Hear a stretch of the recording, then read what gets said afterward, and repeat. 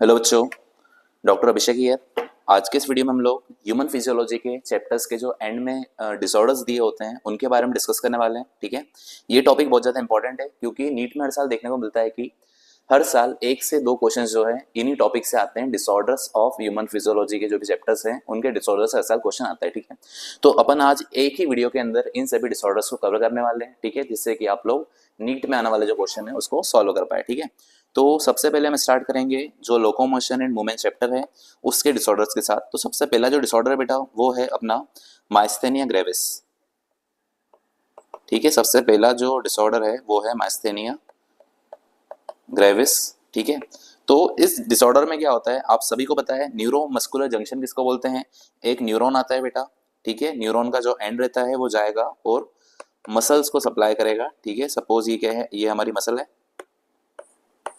ठीक है, तो बेटा जैसे एक्शन पोटेंशियल आता है तो जो अपना न्यूरॉन है वहां से रिलीज होता है बेटा क्या, न्यूरो ट्रांसमीटर, जिसका नाम क्या है, एसिटाइल कोलिन। ठीक है, और ये एसिटाइल कोलिन जाता है और मसल के ऊपर जो रिसेप्टर है, एसिटाइल कोलिन का जो रिसेप्टर है उससे जाकर क्या होगा, ये कंबाइन करेगा। और जैसे ही हमारा एसिटाइल कोलिन मसल से रिसेप्टर से कंबाइन करता है तो इस मसल के अंदर क्या हो जाएगा, कॉन्ट्रेक्शन हो जाएगा। ठीक है, अब माइस्थेनिया ग्रेविस डिसऑर्डर में क्या होता है कि ये जो एसिटाइल कोलिन के रिसेप्टर्स हैं इनके खिलाफ क्या होता है, हमारा इम्यून सिस्टम क्या करेगा, इनके अगेंस्ट एंटीबॉडीज बना देता है। ठीक है, तो ये एंटीबॉडीज जाएगी और ये जो हमारा एसिटाइल कोलिन का रिसेप्टर है उसको जाकर क्या कर देगी, डिस्ट्रॉय कर देगी।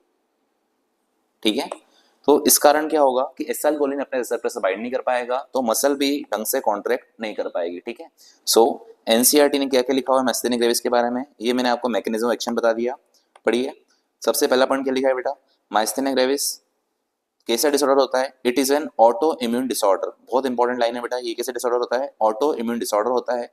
आपको एनसीईआरटी में एक नीट में एक ऐसा क्वेश्चन भी आ सकता है, डायरेक्ट आपसे ऑटो इम्यून डिजीजेस जो होती है उसका एग्जाम्पल पूछा जाएगा। ठीक है, which of the following is auto immune disorder, so it is an auto immune disorder.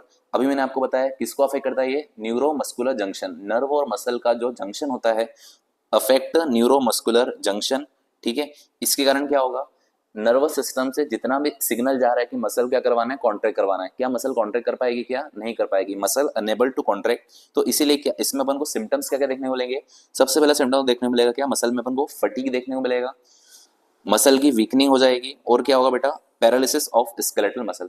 Paralysis मतलब क्या होता है कि न्यूरॉन से सिग्नल जा रहा है उसके बाद भी मसल क्या कर पा रही है, कॉन्ट्रैक्ट नहीं कर पा रही, तो स्केलेटल मसल का पैरालिसिस देखने को मिलेगा।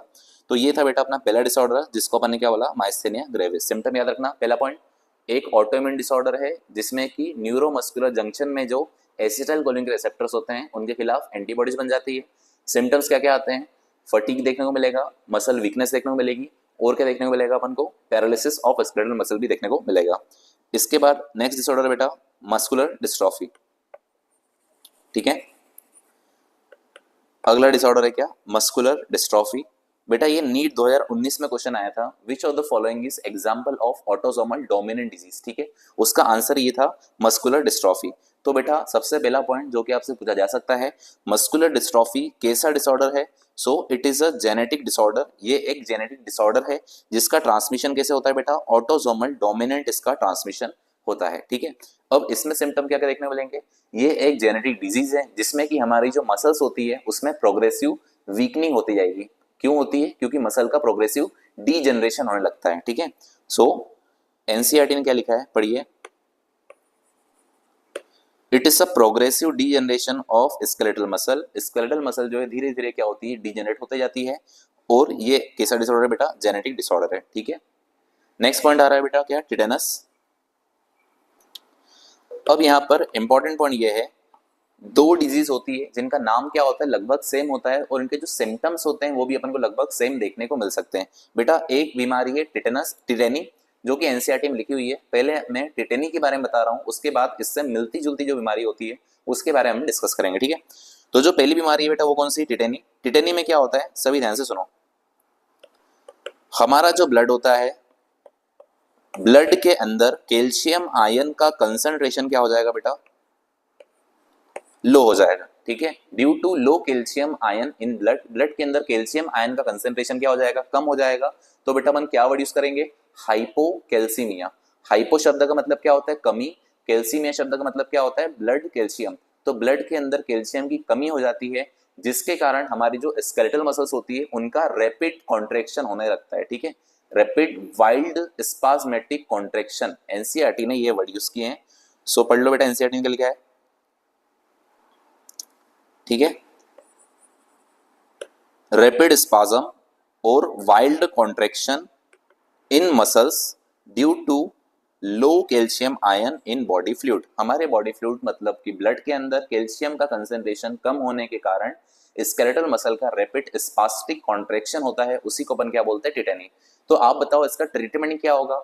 इसका ट्रीटमेंट यह होता है कि कैल्शियम की कमी हो गई है तो अपन क्या करते हैं, उसको कैल्शियम सप्लीमेंट देते हैं ताकि उसके ब्लड के अंदर कैल्शियम नॉर्मल हो जाए।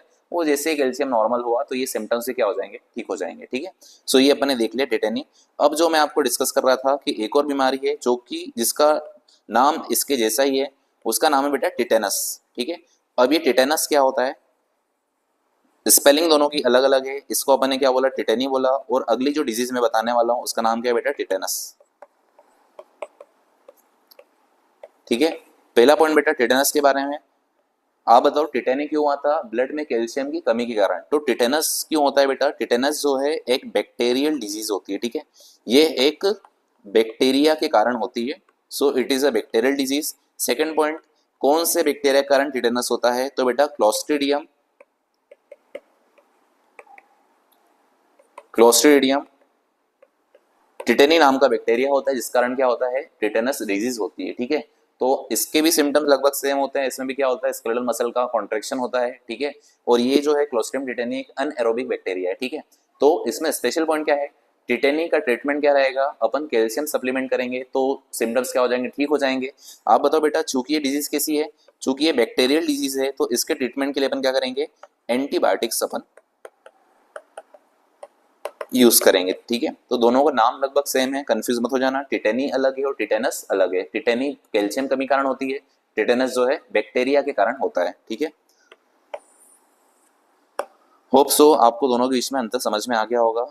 आ जाओ नेक्स्ट बीमारी के ऊपर। अगली बीमारी क्या है बेटा, आर्थराइटिस।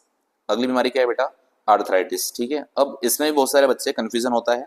चलो अपन एकदम बेसिक्स समझते हैं, आर्थराइटिस क्या होता है। ठीक है बेटा, आर्थराइटिस जो है ना वो दो वर्ड से मिलके बना होता है। एक वर्ड है आर्थो। ऑर्थो शब्द का मतलब क्या होता है, जॉइंट। ठीक है, ये जो जॉइंट है बेटा ये क्या है, ऑर्थो। ठीक है, और आइटिस शब्द जहां पर भी आता है, आइटिस शब्द का मतलब होता है इन्फ्लामेशन। ठीक है, आइटिस शब्द का मतलब क्या होता है, इन्फ्लामेशन। ठीक है, मतलब सिंपल सी बात है, हमारे जॉइंट का यदि इन्फ्लामेशन हो रहा है तो उसी को अपन क्या बोलते हैं, आर्थराइटिस। तो एनसीईआरटी ने एक डिजीज तो सिंपल सी आर्थराइटिस के नाम से ही बोल दी है कि बताओ आर्थराइटिस मतलब क्या होता है, तो it simply means inflammation of the joint. ठीक है, अब ये आर्थराइटिस बहुत सारे टाइप का हो सकता है। ठीक है, एक आता है, एक होता है बेटा रिमेटॉइड आर्थराइटिस, रिमेटॉइड, ए लिख रहा हूं सिंपली, रिमेटॉइड आर्थराइटिस। ठीक है, तो बेटा ये जो रिमेटॉइड आर्थराइटिस है ये एक ऑटो इम्यून, ये क्या है बेटा, ऑटो इम्यून डिसऑर्डर है। शॉर्ट फॉर्म लिखा हुआ है एआई, समझ जाना, ऑटो इम्यून डिसऑर्डर है। इसमें क्या होता है बेटा, हमारा इम्यून सिस्टम, हमारा इम्यून सिस्टम हमारी ही बॉडी के जॉइंट के खिलाफ क्या करता है बेटा, एंटीबॉडीज बनाता है। ठीक है, प्रॉपर आप अपने शब्दों में लिख लेना, व्हाट इज रिमेटॉइड आर्थराइटिस।